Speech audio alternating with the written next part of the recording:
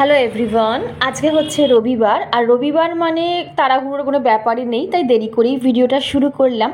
প্রত্যেকটা সপ্তাহে শনিবার ভাবি যে রবিবার আমি একটু দেরি করে ঘুম থেকে উঠবো, তাড়াহুড়োর কিছুই নেই। কিন্তু বিশ্বাস করো, ওই একটা টাইমেই আমার চোখটা খুলে যায়। আর আমার চোখ খুলে গেলে না, আমি বিছানায় আর আমার বডিটা রাখতে পারি না। ঘুম থেকে উঠে আমি ভাববো যে বাবা চুপচাপ বসে থাকবো, তাও বা ঠিক আছে, কিন্তু বিছানায় আমি শুয়ে গড়াগড়ি খেতে পারবো না। আর আজকে কেন না জানি না, আমার ভীষণ নিজেকে একটু ডাউন ফিল হচ্ছিল, কোনো কাজকর্ম করতেই ইচ্ছা করছিল না, ভীষণ ল্যাথার্জি লাগছিল। তো ভাবলাম না, হাতে যখন সময় আছে একদম সময় নষ্ট করা যাবে না, একটু ফ্রি হ্যান্ড এক্সারসাইজ, একটু যোগা করি, তাহলে আমি নিজেকে আরও বেশি চার্জ করতে পারবো। সত্যি কথা, এক্সারসাইজটা করার পর আমি অনেকটা ফ্রি হতে পারলাম। Good morning everyone, welcome to my channel. আমি শর্মিষ্ঠা। আশা করি আমার সকল বন্ধুরা অনেক ভালো আছো, সুস্থ আছো। তো এখন ঘড়িতে বাজে 9:45 আর আজকের দিনটা হচ্ছে রবিবার, সেটাও বলে দিলাম। রবিবারের ব্লগ তোমরা মেবি বুধবার পাবে, কারণ শনিবার যেটা শ্যুট করেছে সেটা সোমবার যাবে, কারণ শনি রবি আমি কোনো কিছু ভিডিও আপলোড করি না পরপর দুদিন, কিন্তু ভিডিও তো করতে থাকি, ওই জন্য আমাদের কাছে একটু হয়তো লেটে গিয়ে পৌঁছায়। যাই হোক, মেনকে কথায় আসি। মানে এক একটা দিন না আমার হয়, এটা জানি না কেন তোমাদের সাথে হয় কি না, বলে অবশ্যই আমার কমেন্ট বক্সে জানিও। এক একটা দিন আমার এত সকালবেলা উঠে এনার্জেটিক লাগে, এত এনার্জি ফিল করি, মনে হয় যে একা আধ ঘন্টার মধ্যেই বোধহয় সব ডাস্টিং ক্লিনিং একার হাতে করে দেবো। আবার এক একটা দিন সকাল সকাল উঠে যাই, কিন্তু কোনো কাজকর্মে না আমার মনই লাগে না, মনে হয় এত ডাউন ফিল করি, এত মানে ল্যাথার্জি লাগে না, মনে হয় চুপচাপ বসে থাকি। তো বসে থাকি, আজকে মনে হয় যদি সংসারের কাজকর্ম না করতে হতো, আজকে যদি রান্নাবান্না না থাকতো, আজকে যদি একটু ঘুরতে যেতে পারতাম, মানে এই সব চিন্তা ভাবনা হয়। আর যদি সকালবেলা উঠে দেখি মেঘলা আকাশ, বৃষ্টি পড়ছে, তাহলে তো আমার এটা বেশি করে ফিল হয়। অ্যাকচুয়ালি কি জানো তো, আমাদের শরীরটাও না অনেকটা ওয়েদারের ওপর ডিপেন্ড করে। দেখো, ওয়েদার অনুযায়ী কিন্তু আমাদের শরীরের মানে আমাদের মুড চেঞ্জ হয়, মুড সুইং হয়। তো যাই হোক, এটা আমার সাথে হয়। এটা আমার সাথে না, আমি মনে করি 99% হাউসওয়াইফদের সাথে কিন্তু এটা হয়। প্রত্যেক দেখবে আমাদের সবারই, যারা ধরো ওয়ার্কিং লেডিও থাকে, তাদেরও একটা দিন বরাদ্দ থাকে যেটা ছুটি থাকে, সেদিন ওরা আউটিংয়ে যায় বা একটু ঘুরতে ফিরতে যায়। কিন্তু আমাদের মতন যারা একদম পিওর হাউসওয়াইফ, মানে একদম সংসার ছাড়া কিছুই জানি না, তাদের কিন্তু মানে কোনো ছুটির সারাদিনের, মানে সারাটা সপ্তাহের মধ্যে একটা দিনও তাদের ছুটির দিন থাকে না। তো যাই হোক, কি সোমবার কি মঙ্গলবার কি রবিবার একই দিন, তো কিছু করার তো নেই। তো অনেকক্ষণ চুপচাপ বসেছিলাম, ঘুম থেকে উঠে গেছি অনেকক্ষণ। আমি কিন্তু ইচ্ছা করলেও, আজকে রোববার মেয়ের ছুটি, ইচ্ছা করলেও কিন্তু আমি 8টা 8:30 উঠতে পারতাম, 8:30 মানে 7:30 উঠতে পারতাম, কিন্তু না, আমার ঠিক টাইমে কিন্তু ঘুম ভেঙে গেছে। ঘুম থেকে উঠে সোফায় অনেকক্ষণ চুপচাপ বসে রইলাম। বসে দেখলাম যে আমার মধ্যে শুধু নেগেটিভ থট আসছে, মানে আরও বেশি না আমার মনটা ভারাক্রান্ত লাগছে। তখন ভাবলাম যে না, আর আমি বসে থাকবো না, ততক্ষণ আমি যেটুকু আমার হাতের সময় আছে সেইটুকু আমি যোগা মেডিটেশন করতে শুরু করে দিই। বিশ্বাস করো, যখন আমি আমি এগুলো দেখালাম না ভিডিওতে, তাহলে ভিডিওটা না অনেক লেন্দি হয়ে যায়। আমি এই যে 15টা মিনিট নিজেকে সময় দিলাম, একটু যোগা করলাম, একটু ফ্রি হ্যান্ড এক্সারসাইজ করলাম না, আমার যে 0% যে চার্জটা ছিল না, সেটা এক লাফে 100% চার্জ হয়ে গেছে। এখন আমি মনে করছি যে সব কিছু করতে পারবো একার হাতে। আর এখন আমার সংসারে কোনো কাজ হয়নি, কোনো ডাস্টিং ক্লিনিং কিচ্ছু হয়নি। এই এখন থেকে আমি যুদ্ধ শুরু করব। তো চলো, আর বেশি কথা বলবো না, অলরেডি লেট হয়ে গেছে। আজকে একটু টিফিনও বানাবো, আগে আমি বাসি কাজকর্ম সেরে নিই, তারপর তোমার সাথে কথা বলছি। চলো। দেখবে বন্ধুরা, আমাদের মেয়েদের না খুব তাড়াতাড়ি মুড সুইং হয়ে যায়। কাজ করতে করতে হট করে মুডটা ঘুরে গেল, মনে হলো আর ভালো লাগছে না, সংসার জীবন আর ভালো লাগছে না, মানে তাবড়ি আমাদের মধ্যে টেনশন চলে আসে।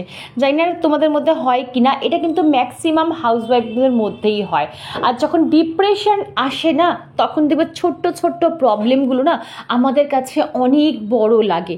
আমরা হয়তো অনেকের মাঝখানে রয়েছি, আমাদের আশেপাশে হয়তো অনেক লোকজন, তা সত্ত্বেও দেখবে আমরা নিজেকে না লনলি ফিল করি, মনে হয় যে না, এত মানুষের মধ্যেও বোধহয় আমি একা রয়েছি। হয় কি না আমাকে কমেন্টে জানাবে। আজকে ছোট্ট একটা ঘটনা তোমাদের সাথে শেয়ার করছি। আসলে এই ছোট ঘটনা তোমাদের সাথে শেয়ার করতে আমার ভীষণ ভালো লাগে। হয়তো তোমাদের লাইফের সাথেও হয়তো এই ঘটনাগুলো মিলে যেতে পারে, তাই তোমাদের সাথে শেয়ার করি। কিছুদিন আগেই আমার এক পিস্তত ভাইয়ের বইয়ের ছেলে হয়েছে, সন্তান হয়েছে, 4-5 মাস হয়েছে। তোমরা যারা ডেলি ব্লগ আমার দেখো, তারা নিশ্চয়ই দেখেছো, আমি ওকে দেখতে গেছিলাম, পুচকুটাকে জামা দিয়ে আসতে গেছিলাম। তো যখন গেলাম তখন আমার ভাইয়ের বউকে দেখলাম, ও খুব চুপচাপ হয়ে গেছে, আগের মতন সেই চনমনে ব্যাপারটা ওর মধ্যে নেই। ওর লোকজন ভীষণ ভালোবাসে, কথাবার্তা বলতে ভীষণ ভালোবাসে, কিন্তু খুব রিজার্ভ, নিজেকে একটু গুটিয়ে নিয়েছে।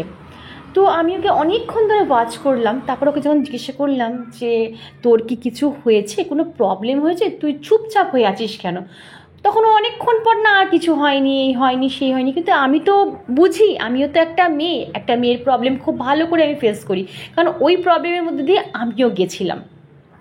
তখন ও আমাকে বললো যে দিদি আমার না এক এক সময় খুব অ্যাংজাইটি ফিল হয়, খুব ডিপ্রেসড ফিল হয়, আমার ভালো লাগে না, খুব একাকিত্ব লাগে। তখন আমি বললাম বাবু এটা দেখ নর্মাল একটা প্রবলেম, এটা সব মেয়েদের হয়, এটাকে পোস্ট ডেলিভারি ডিপ্রেশন বলে। এটা আর একটারও সায়েন্টিফিক নাম আছে, আমার ঠিক মনে পড়ছে না, মনে পড়লে অবশ্যই তোমাদের আমি জানাবো। তো যাই হোক, আমি যখন বোঝালাম আসলে এই সময়টা কী জানো তো, যখন বেবি হয়ে যায় তখন আমরা চার দেয়ালের মধ্যে গৃহবন্দী হয়ে যাই, ঠিক আছে। আমরা না পারি আমাদের সময় মতন কাটাতে, না পারি একটুখানি রূপচর্চা করতে, না পারি একটু বাইরে বেরোতে, না পারি নিজের মতন করে টাইম স্পেন্ড করতে, মানে কোনো কিছুই দেখবে আমাদের ভালো লাগে না। সব সময় গৃহবন্দী জীবন একটা অন্যরকম না আমাদের একটা জীবন হয়। তখন দেখবে নিজেদের মধ্যে, নিজেদের ফিগারের, শরীরের মধ্যে অনেক রকম চেঞ্জেস আসে। কেউ একটু বাল্কি হয়ে যায়, মোটা হয়ে যায়, দেখতে একটু ভালো লাগে না, অনেকে দেখবে একটু কালো হয়ে যায়, মানে অনেক রকম, অনেক টাইপ অফ, আমি কত বলবো, আমি তো আর ডক্টর নই।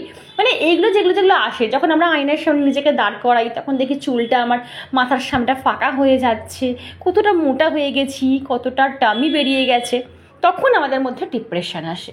তো এইগুলো কি বলো তো, দেখবে আস্তে আস্তে আস্তে অনেকে খুব তাড়াতাড়ি রিকভার করে, অনেকে আবার একটু দেরি হয়ে যায় রিকভারি করতে।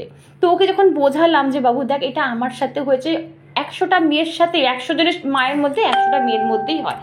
তো ওকে যখন পুরোপুরি বোঝালাম তখন ও জিনিসটা বুঝলো, বুঝে এখন যখন ফোন করি দেখি ও অনেকটা ফ্রি, অনেকটা ভালো। আসলে কি জানো তো, মানে বোঝানোর জন্য না একটা মানুষকে দরকার থাকে। দেখো আমরা অনেক সমস্যা হয়তো আমরা আমার শ্বশুর শাশুড়ি, মা বাবা, হাজব্যান্ড কারোর সাথে শেয়ার করতে পারি না, তখন কিন্তু আরও বেশি নিজেকে ডিপ্রেসড ফিল হয়। যাই হোক, কথা বলতে বলতে অনেক কথা শেয়ার করে ফেলে। এই যে বলি না, যখন তোমার সাথে কথা বলি তখন বলতেই থাকি, কথা বলতে বলতে দেখো আজকে একটুখানি মাথায় তেল মাসাজ করলাম। আজকে খুব তাড়াহুড়ো, দেরি হয়ে গেছে, ওই যে দেরি করে কাজকর্ম শুরু করেছি, ওই জন্য ভেবেছিলাম একটু হট অয়েল মাসাজ করব, কিন্তু বিশ্বাস করো হাতে অত সময় নেই।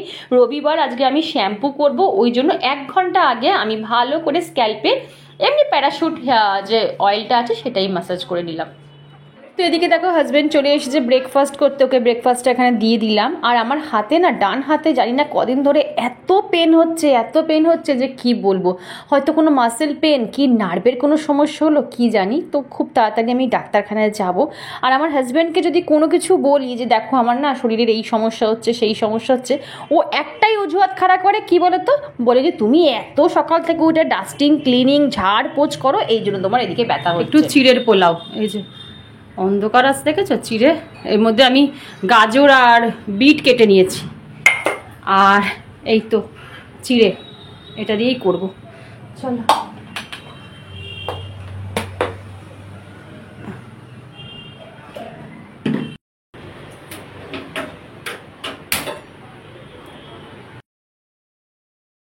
হাজব্যান্ড ব্রেকফাস্ট করে চলে যাওয়ার পর আবার আমি চলে এলাম রান্নাঘরে আমার ব্রেকফাস্টটা বানানোর জন্য।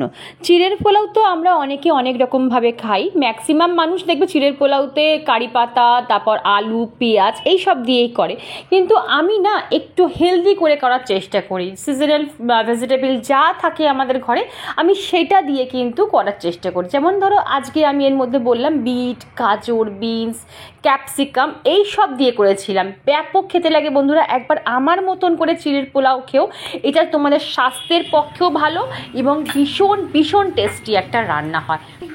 এসকে রাহাত আইডি থেকে আমার এক বাংলাদেশি সাবস্ক্রাইবার বন্ধু আমায় কমেন্ট করে বলেছিল, দিদি তুমি খুব সুন্দর করে কথা বলো, তোমায় কী যে ভালো লাগে তা বলে বোঝাতে পারবো না। Thank you so much dear. হয়তো ভগবান আমাকে এই গুণটা দিয়েছিল যে আমি এত সুন্দর করে কথা বলতে পারি, তাই হয়তো তোমরা আমাকে এত পছন্দ করো। আমি আলু ভাজছি, বুঝতেই পারছো আলু দেখে কী রান্না হবে।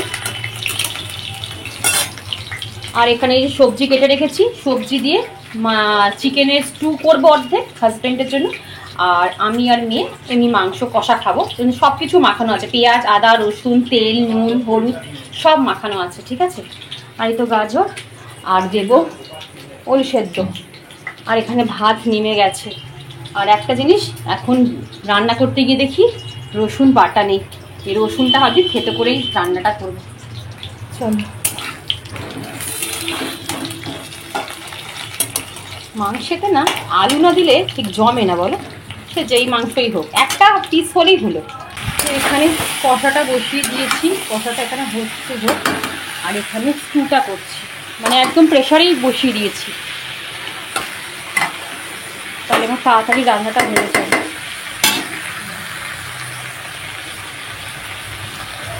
অন্ধকার হচ্ছে।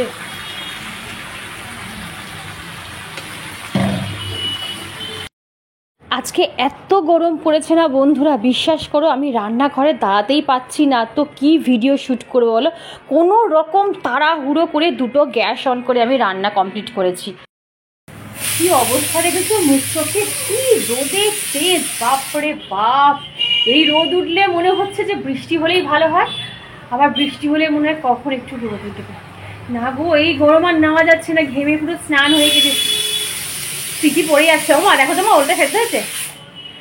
তো যাই হোক, যেটা বলার জন্য ক্যামেরাটা অন করলাম, আমি কালকেই সাকিনা বলে আমার এক সাবস্ক্রাইবার বন্ধু, ও কিন্তু আমার অনেক পুরনো সাবস্ক্রাইবার বন্ধু, হয়তো আমি যবে থেকে ভিডিও শুরু করেছি তবে থেকেই বোধহয় ও আমার সাথে রয়েছে। তো অনেকদিন ওর কমেন্ট পাই না, অনেক দিন কমেন্ট পাই না। তো আমার না কিরকম একটা মন জাগলো, জানি না এটা টেলিপ্যাথি কিনা, বিশ্বাস করো, মানে হঠাৎ করে আমার মনে হলো যে না ওকে একটা মেসেজ করি। তো অনেকে তো কমেন্ট করে, তো সেই ওরই কমেন্টের নিচে গিয়ে আমি লিখলাম, কেমন আছো ডিয়ার, অনেক দিন তোমার কমেন্ট পাই না। তো আজকেও আমাকে রিপ্লাই দিল যে দিদি আমার 15 দিন হলো গল ব্লাডার অপারেশন হয়েছে, আমি হসপিটালে ভর্তি ছিলাম, তো আজ থেকে তোমার ভিডিও দেখবো, প্লিজ কিছু রাগ করো না। তো এটাকেই বলে হয়তো একটা টান। সবসময় বলি না যে রক্তের সম্পর্কটাই সব নয়, একটা মনেরও টান থাকে, দেখবে জানি না কেন তোমাদের সাথে আমার এই মনের টানটা হয়ে গেছে। অনেক তোমরা হয়তো ওয়াচ করবে কিনা জানি না, আমি অনেক দিন ধরো আমার একজন বন্ধুর কমেন্ট পাই না, যে কোনো আমার একটা বন্ধু ধরো পুরনো সাবস্ক্রাইবার, তার হয়তো কমেন্ট পাই না, বা ধরো ডেলি আমায় যে কমেন্ট করে তার হয়তো 2-3 দিন ধরে কমেন্ট পাচ্ছি না। আমি কিন্তু ঠিক তাকে একবার না একবার পিন করি, বলি যে কি হলো ব্যাপারটা, অনেক দিন হয়ে গেল কমেন্ট পাই না, শরীর টরীর ঠিক আছে তো। তো এই হয়ে গেছে তোমাদের সাথে আমার সম্পর্ক। আমি চাই যে এইরকমই তোমাদের সাথে সম্পর্ক আমার অটুট থাকুক।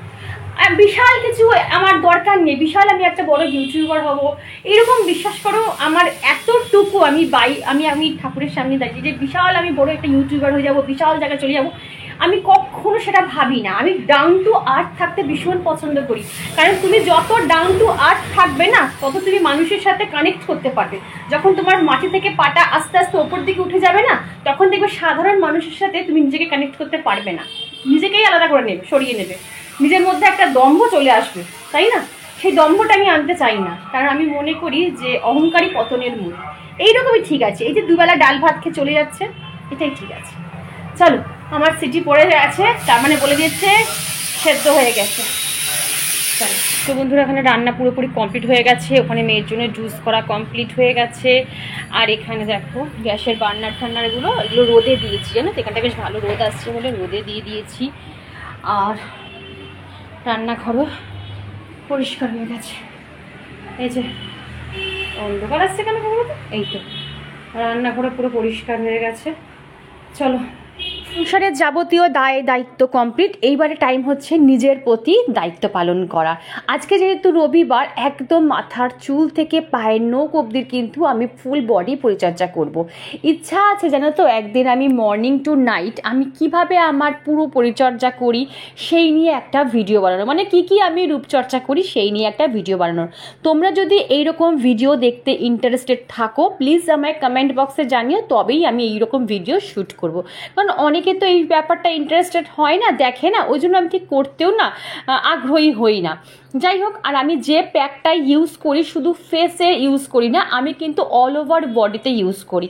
কারণ আমি যে প্যাকটা ইউজ করি সেটা ট্যান রিমুভিং প্যাক। শুধু আমাদের ফেসে তো ট্যান পড়ে না, আমাদের হাতে, পায়ের পাতা, সব জায়গায়। ইভেন আমি যে প্যাকটা ইউজ করি সেটা কিন্তু ঠোঁটেও অ্যাপ্লাই করে নিই। যাই হোক বন্ধুরা, ভিডিওটা আমি আজকে এইটুকুই রাখলাম। ভিডিওর কোনো অংশ ভালো লাগলে চ্যানেল সাবস্ক্রাইব করে পাশে থেকেও লাইক করো, শেয়ার করো, কমেন্ট করতে একদম ভুলো না। টাটা।